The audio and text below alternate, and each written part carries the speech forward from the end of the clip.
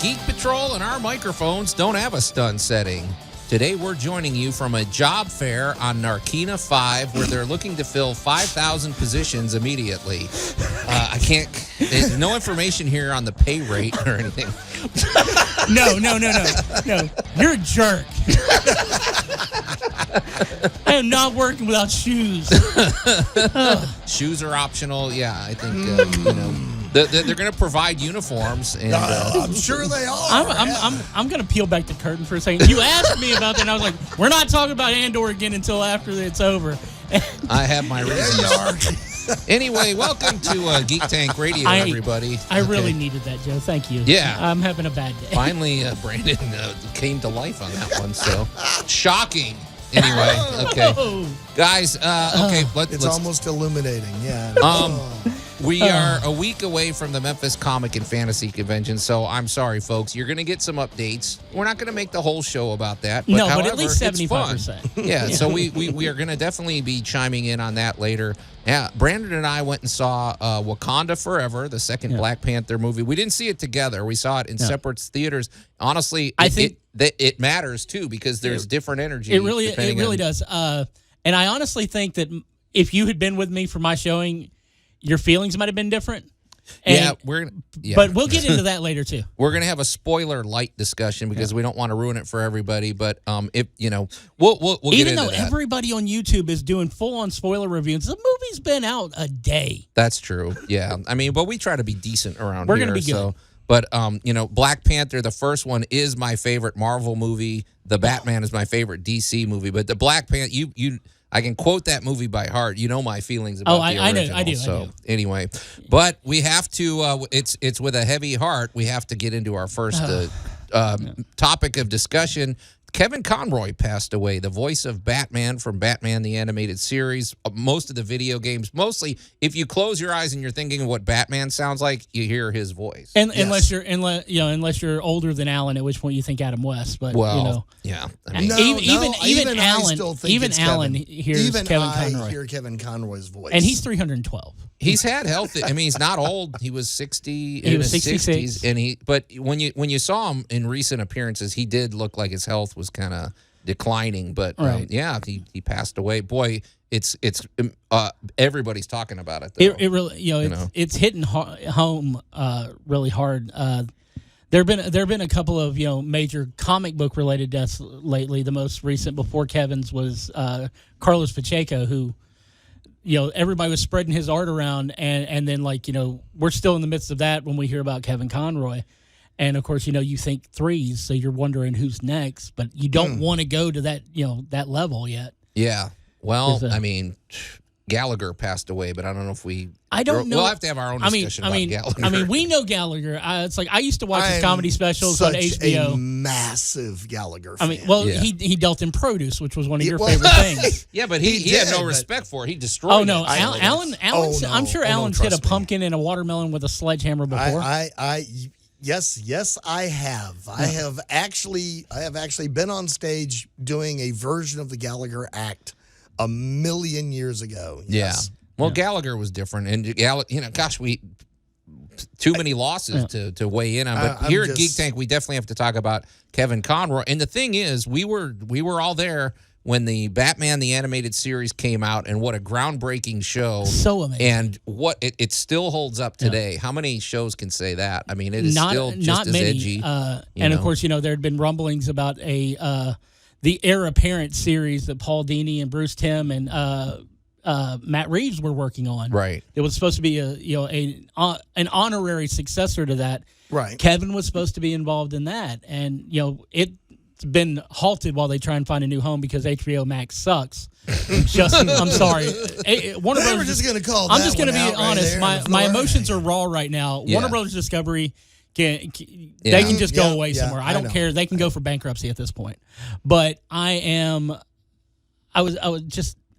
can't think of a time where, I didn't think of Kevin Conroy as Batman.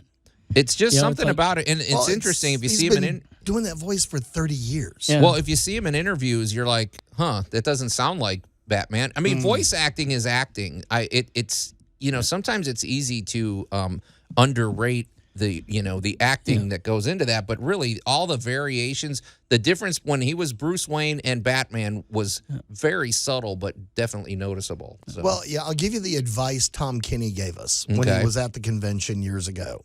He goes, let me describe voice acting to you. Try doing the Jedi version of an angry bird in Swedish.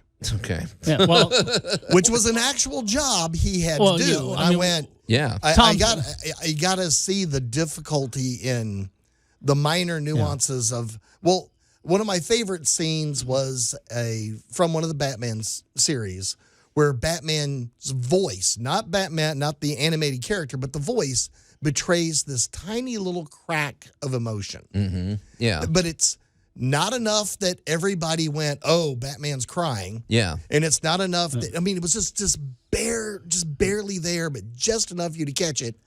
That is extreme skill. Yeah. Thank you, Mr. Conroy. He studied at Juilliard. He was a very, very skilled actor. He's done on-camera work, right, Brandon? Yeah. I mean, not only has he done multiple, bit parts here and there, I mean, since the 70s, he even got a chance to portray Bruce Wayne in live action during the CW's Crisis on Infinite Earths crossover, where he's in the exoskeleton from Kingdom Come. Yes. And he comes face to face with Ruby Rose's Kate Kane, Batwoman. Yeah. And you find out that he's kind of become a villain. He crossed that line. I hate to say it, when you see him, he looks like he's perfect for playing the villain. I mean, he's got that kind of angular look. Yeah. So that William Dafoe hint. Yeah. Right. Yeah. But the words coming out of Mark Hamill's camp in the past 2 days have been heart-wrenching. I haven't seen him this emotional since Carrie Fisher passed. Well, because they worked tight together. He thought of Kevin as a brother. I mean, well, and he, I don't know, man. It's he is the voice of Batman for everybody. And so, I mean, I'm going to put it out there to you guys. Do your best to honor Kevin Conroy's Batman, however you can. I'm going to go to Batcave here in Memphis and buy something from the animated series because I have a good excuse now. Yeah, Batman the animated series still is probably the ultimate Batman, and Batman Mask of the Phantasm for my money is still just about the best. It's the best animated that's ever come out, but and a lot of it's down to Kevin Conroy's performance. So Kevin, you are going to be missed, but you'll never be forgotten. And welcome back to Geek Tank Radio. I'm Joe Thorderson here with my friends Brandon Olmsted and Allan Gilbreth and our buddy Max over there behind the glass. And people, it's sort of busy around here. People are sticking their head in and walking around. The Cumulus studios are never boring. No, he heard us talking about the convention. He stuck his head in because I referred to it as kind of a big family reunion. Mm-hmm. Oh, okay. And folks, family reunion usually equals food, and that with Allan in a room, they're like, "Oh, Allan's brought food because Brandon's talking about a family reunion." I brought you food. You did. You brought me amazing cranberry mandarin sauce, and it's gonna be amazing. All right, but we need to get on to this isn't the food dudes. So okay, Geek eats. In a minute, we're going to get to our discussion about Wakanda Forever. I didn't prepare you guys for this, but I just made a note. Sometimes I like to slap you guys across the face with new information. You just gotta see why stop you doing reply. that because we only have so little time. This is quick. This is a random recommendation. I am highly recommending the Weird Al Yankovic Story on Roku. It's free. You finally watched it? I thought it was great. It's hilarious. It's funny. Max, you're about halfway through, right? Work in progress. Yeah. Well, I watched it without I didn't realize it's a spoof. Sorry, folks. It's not an actual documentary. I'm glad you're putting that word out because there are a ton of people online freaking out like, he doesn't take any accountability. He did that. It's like, guys, this is a joke. This whole movie is like one of his songs. Right. It's a parody. It's great. It's very meta. Every kind of cliche that you get in some, whatever. It by the end of it though, it was hilarious. Yeah, it's great. Guys. All right, it wasn't Daniel rated Radcliff, at Rotten. Good job. It wasn't rated at Rotten Tomatoes. It's rated by The Onion. Right. They should have known. There you go. And I'm going to say this. I mean, Daniel Radcliffe just knocks it out of the park with everything he has done. He's got a lot of charisma, and he's a likable guy. It seems like everybody likes him. It's like so. my favorite role of his outside of Harry Potter still though is Joe Hill's Horns. Yes, I know. It's not really your kind of movie, Joe, but it's based on the book Horns by Joe Hill. Yeah. It's so good. Yes. And it's so twisted. My son's Jeremy. Said his favorite one is Swiss Army Man. Swiss Army it's Man's just a hilarious. weird movie. I like that he takes these offbeat. It's kind of roles. creepy in the long run. Yeah. Another really good one is his role in Now You See Me Too, where he pulls the magic on the magicians. Yes. It was. Yeah. And he plays Michael Caine's son in that. It's sorry if I spoiled that for anybody who hadn't seen it It's yet. been out a week or two. I liked when he played what is the guy when he was in World War I, the son of the famous writer. What is his name? It was My Boy Jack and everything. It is about Rudyard Kipling's son. Right. Cool. Very tragic. I But don't think anyway, I've seen that one yet. I'll have to check that out. It's pretty intense. If you can get a chance, you can see some excerpts from when he did Equus. I've seen that. He is astounding Great on stage the actor. stage. Oh Yeah. my gosh. See, We guys? can't talk too much about that one because it's a little not safe for work. It's a very grown up production. Right. If anybody remembers the story of Equus, but Radcliffe really took a huge chance to play that role, Especially And coming just- right off of the Potter He film. hadn't even especially finished after the the Harry Potter Potter universe. verse. Yeah. So, well, it's funny. This is why I don't hit you guys with this information in advance because we get these nice hot takes and good stuff. But okay, so yeah, check it out though. Weird the Al Yankovic Story. Yes. It's free on Roku. It's so, good. Roku, you can send that check to. Anyway.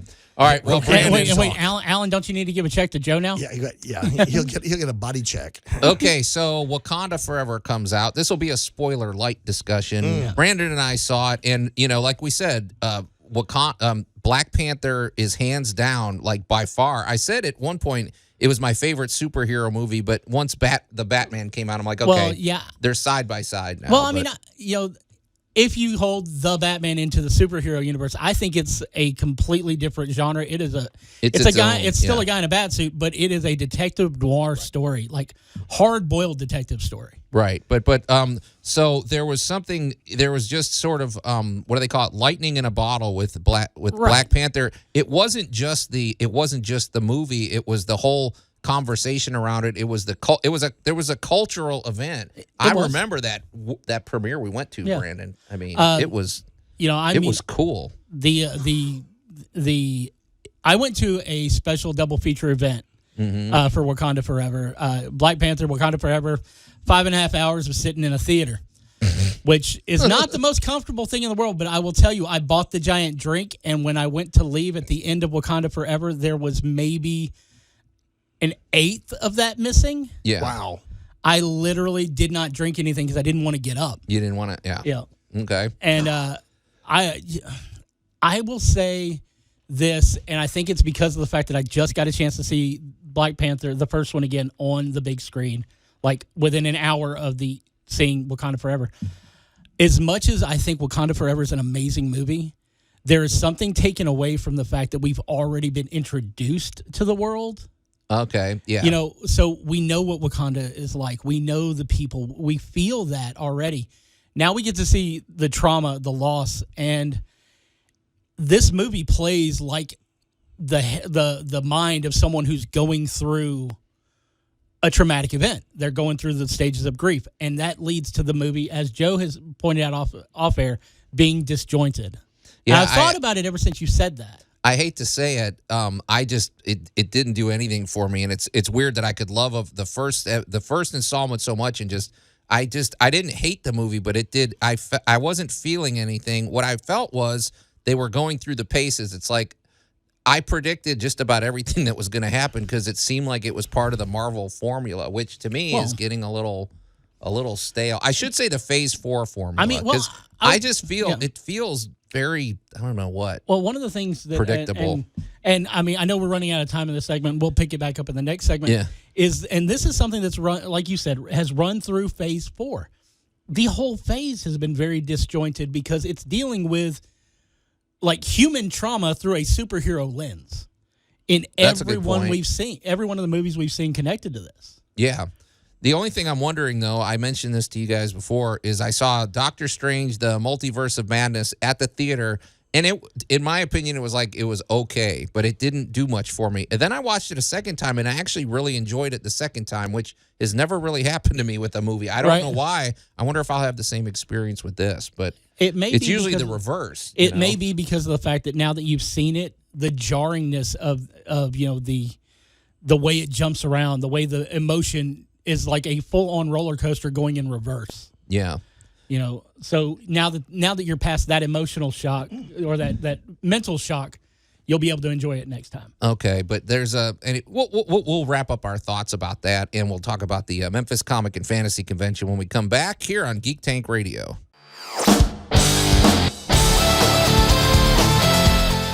And welcome back to Geek Tank Radio. I'm Joe Thorderson here with my friends Brandon Olmsted and Allan Gilbreth and our buddy Max over there behind the glass. And we were talking before the break about Wakanda Forever, the second, Black Panther 2, which, let's face it, okay, they were, Chadwick Boseman was definitely missed. I mean, this movie had a lot of struggles. It was filmed in the middle of COVID, right, Brandon? Right. I mean, there were all sorts of things working against this, I have to say. And we're 4 years down the road. When Black Panther came out, it was new, it was fresh. Like you said, we're getting this look at Wakanda, which is a really interesting nation. Now we've seen it several times. We've seen it.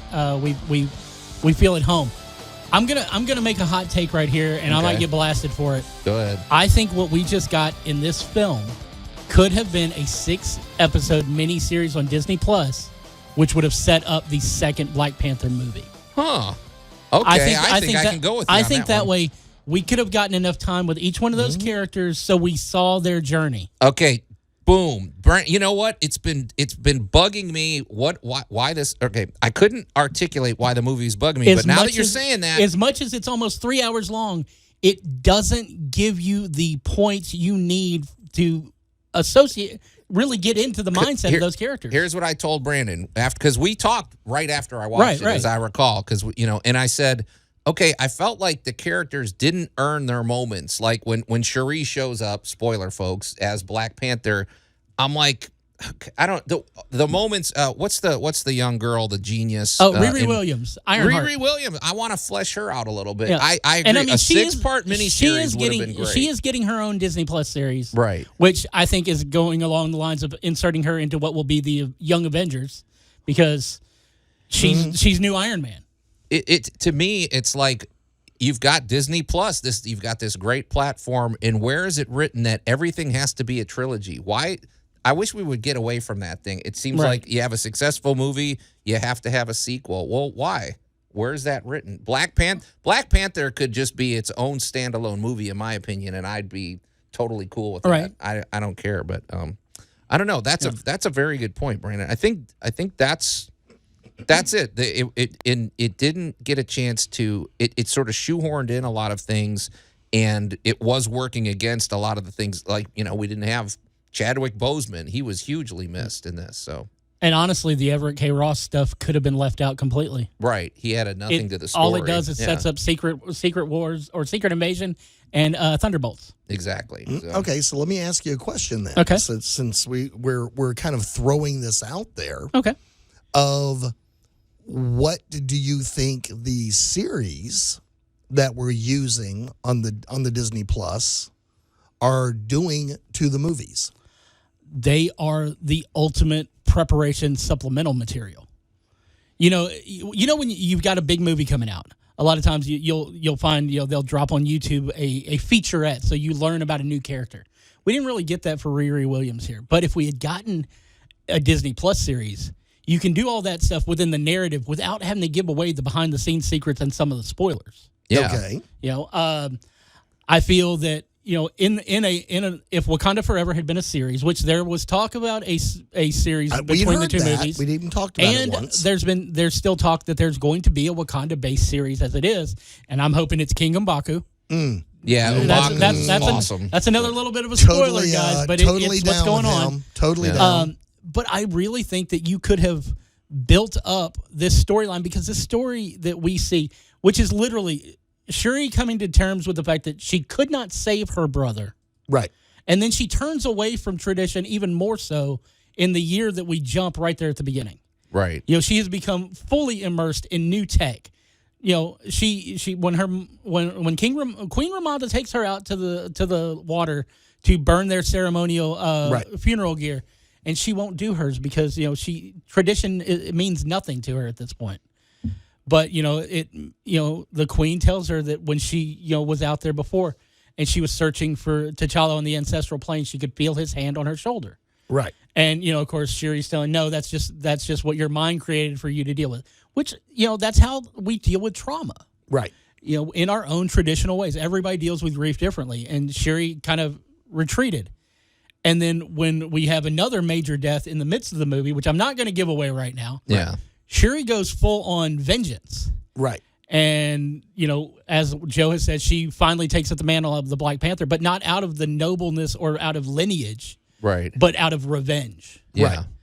Which puts her in a whole different camp than, T'Challa or even T'Chaka at that point. Right. Yeah. I think I'm gonna marinate on this, Brandon, because this opens a bigger discussion. It's like, okay, before we had streaming and before really Disney Plus or Netflix or things like that, there was the movies and there was TV, and never the two shall meet. But now it's such a blending, and exactly, it's changing the whole way you can tell stories. Marvel Phase 1.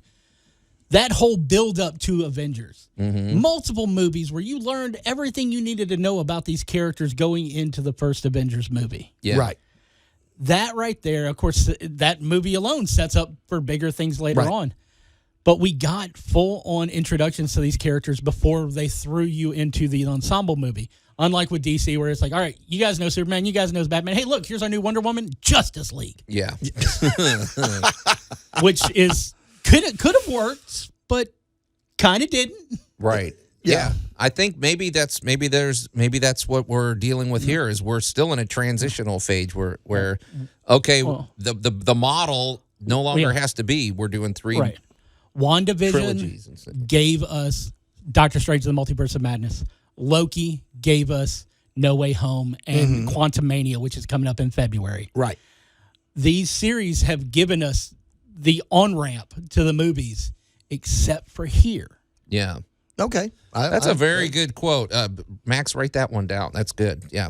That's it, because it does. I think also letting the characters breathe. You can let them breathe a little on these miniseries. So. Exactly. All right, that has been what I have liked best about all of the miniseries I've looked at. Right. Is you can relax the dialogue a little bit and let your characters linger on something for a whole minute before you have to go blow up a car or something. We know more about Mark Spector than we do about M'Baku, and that is a tragedy. Ooh, that's a good point, man. Yeah. I like that point. Because Winston Duke deserves his own series. He's awesome. He's an amazing actor no matter what you see him in.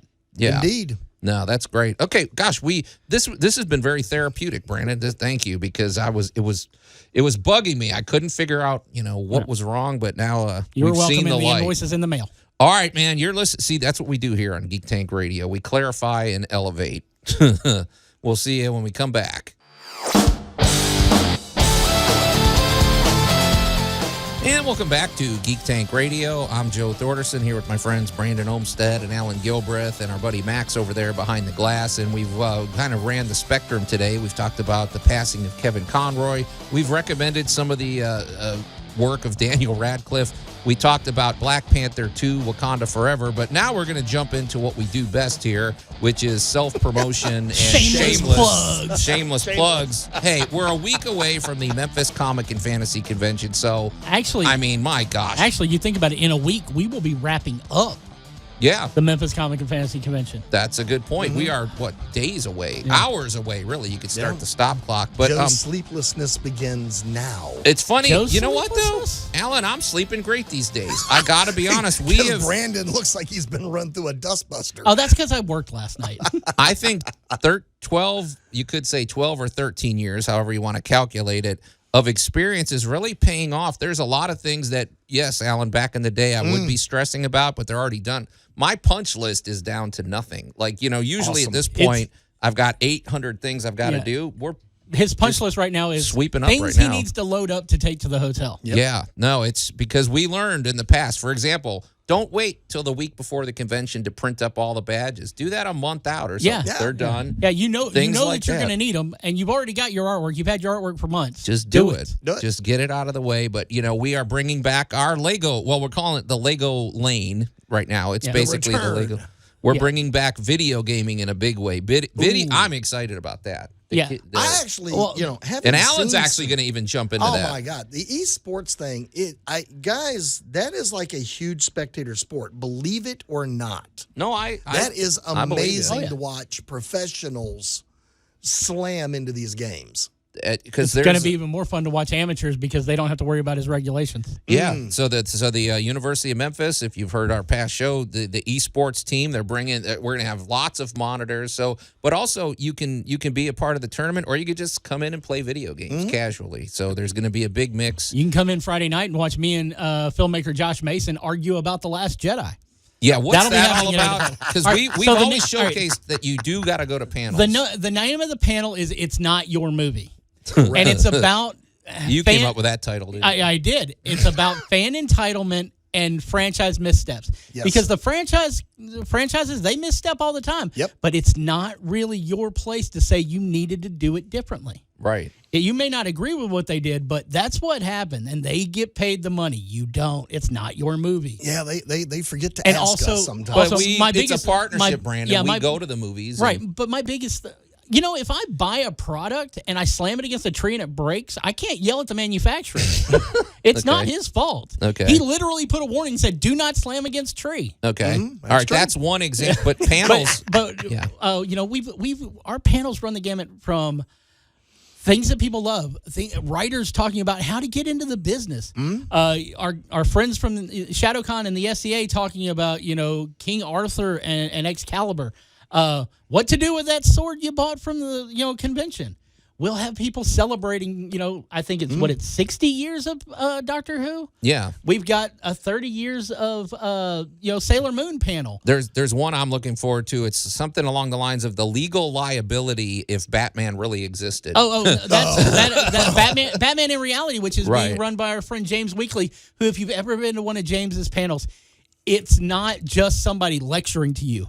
It is a full-on discussion. He wants your input as much as you want his. Right. It's a town hall setting, which is a lot of fun. So I'm sitting here looking at the list of some of the things we do, and just right out of the gate, one thing I'm very proud of is there's like things we do that you don't find anywhere else. Like I'm looking at Geek 101. That's coming back this year. Our Lego Lane, the Piranha Room, which I'm very excited about. That's your baby. Totally down. It's like, The 80s and 90s Gothic club that we're recreating. Here's the thing. In this world, physically, Joe has 4 kids. The Piranha Room is his 5th virtual child, and sometimes I think he likes it better than the other 4. Hey, now, yeah. But the Piranha Room, as we said, it's based on an actual goth club. I used to hang out in San Diego, and we're recreating it to the best of our ability. So it's going to be it's going to be gothic dancing. It's going to be the club environment. We're going to have artists there doing all sorts of avant-garde art. I want to make a point to everybody out there who likes goth music, who loves making art, who loves black lights just because they're black lights. Mm-hmm. Come out and enjoy this thing. And if we get enough people who are interested in this, maybe we can convince Joe to do maybe a quarterly Piranha Room somewhere in this city. I'd be all over it. So, and folks, gothic music is fun to dance to. It's and that's the thing. Cool. If you know Joe Thorderson, you look at him, you don't think that's his type of music, his kind of thing. But then when he rolls in and starts talking to you about the Smiths and things like that, his knowledge is palpable. Well, it is insane how much especially 80s goth music knowledge Joe has. And there's great tie-ins with like the Sandman comics and stuff. So we're going to be giving away prizes. We've posted it. We're giving away some great goth prizes for that. One thing, are those going to be just door prizes, or are we going to have like some sort of trivia thing going on? It's going to be all up to the Scream Queen. The I Scream Queens are your DJ hosts for the evening, and it's going to be up to them how they decide to give those away. So, but also we've got our random acts of art, which is one of the things. It sort of stole the show last year. Just watching people so create much art everywhere. It was beautiful. Exhibiting it, and that's going to be cool. And then, of course, you can meet our celebrity guest, Adasa, who's a hip-hop singer. She's a voice actress from Encanto. She plays Dolores, and she sings. She's one of the lead singers for "We Don't Talk About Bruno." So we're going to hear that in our heads all weekend. We've come to terms with that. So I don't talk about Bruno. In fact, if you can show up in front of Joe and sing it in a different language perfectly, it'll drive him nuts. and There's no prize there, but Joe going crazy. I will say this: the Memphis Marriott East is in a beautiful location. It is hands down, I would say, the most comfortable venue. You go in there and it's very cozy. It's smaller than some of the venues we've been at, but the vibe, it's a great energy. It is great to be at a venue where the people working there love having us. Yes. They told us we're their favorite event. Like straight up. I mean, that's a badge of honor right there. Yeah. It is cool. So we're excited about that. So get your tickets. You can get them up until noon on about 1 o'clock on the 17th. So get them now. It's you can go to memphiscfc.com. It's mission critical that you go to the Memphis Comic and Fantasy Convention Facebook page and Geek Tank Radio's Facebook page, and we'll keep you updated. But we'll see you there next week. If you listen to the show, please come and say hello to us. It's always fun to meet the listeners. Ask us a question. You might win something for next year. Yeah, Dark Oak Media might be giving out free stuff. Yeah, I can tell you, everybody involved, even the vendors, there is a palpable energy. We're super excited to be back this year, so it's going to be good. But, guys, it's time to get out of here. It's been another interesting episode of Geek Tank Radio. So until next week, we are the Geek Patrol, and I am Joe Thorderson. I'm Allan Gilbreth. I'm Maximilian. And I am Brandon Olmsted, challenging you to binge at least the first 2 seasons of Batman the Animated Series before I see you at the con.